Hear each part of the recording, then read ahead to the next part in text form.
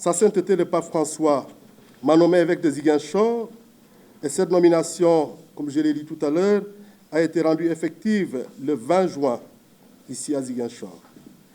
Le nonce apostolique, ambassadeur du Saint-Siège au Sénégal, avait convié tout le presbytérium de Ziguinchor, c'est-à-dire tous les prêtres, diocésains comme religieux, à une rencontre à la cathédrale Saint-Antoine de Padoue à 9h30.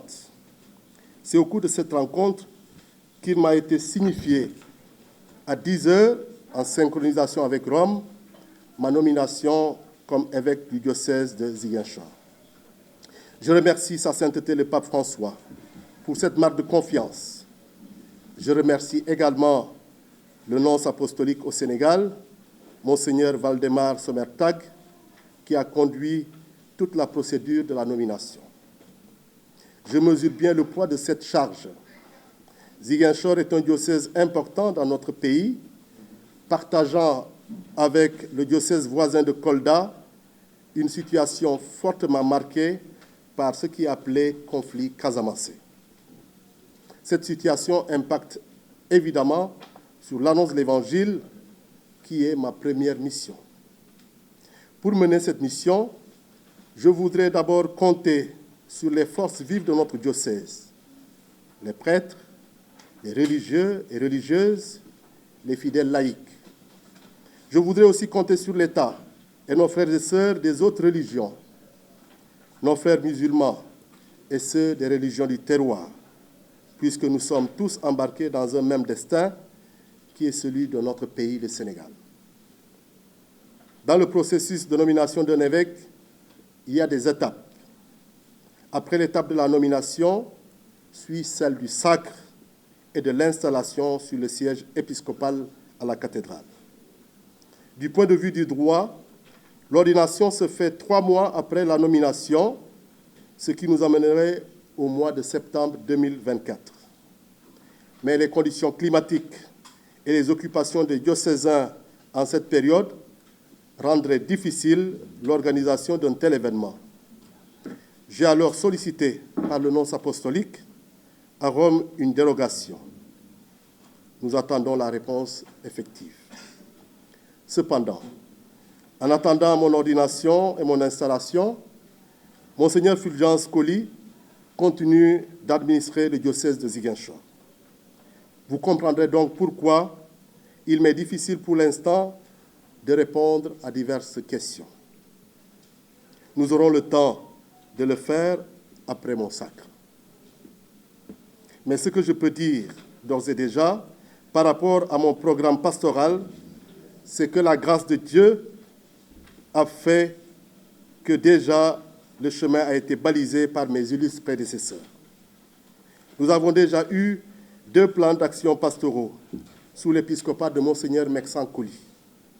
Le premier de 2003 à 2004 et le second de 2010 à 2013. Ces 2 plans sont marqués par une attention particulière pour la paix du fait de la situation de guerre en Casamance depuis 3 décennies à cette époque-là. C'est pour cette raison que la pastorale s'est beaucoup focalisée sur l'engagement des chrétiens, sel et lumière, dans la réconciliation, la justice et la paix. Sur la base de ces 2 plans d'action pastoraux, Monseigneur Paul Abel Mamba a convoqué en synode notre diocèse en 2014 avec 2 objectifs. D'abord, approfondir la connaissance de l'espace socio-culturel du diocèse et ensuite, affiner des stratégies de l'annonce de l'Évangile pour un meilleur enracinement de la foi au sein de notre Église diocésaine. Le thème de ce synode est « Suivre le Christ aujourd'hui dans l'Église de Ziguinchor ». Il y a d'abord eu une phase de sensibilisation de 2014 à 2015. Des animateurs ont sillonné le diocèse pour sensibiliser. Il s'agissait de mobiliser toutes les forces vives de notre diocèse. Une deuxième phase de consultation de 2015 à 2016. Cette phase qui a introduit dans le synode, il s'agissait d'une large consultation du peuple de Dieu sur la vie de leur Église, sur ses difficultés, sur ses joies et ses faiblesses, dans le but de mener à bien la mission confiée. Une phase de célébration a été organisée avec le lancement en 2017 à la cathédrale Saint-Antoine de Padoue. À la suite de la célébration, il fallait mettre en œuvre les différentes résolutions du synode. Je prends en charge un diocèse qui a déjà de grandes lignes pastorales. En plus, j'ai été nommé par Monseigneur Paul Abel Mamba en juillet 2021, responsable du bureau de la pastorale d'ensemble, c'est-à-dire l'organe chargé de la mise en pratique au niveau diocésain et au niveau paroissial des résolutions de notre synode.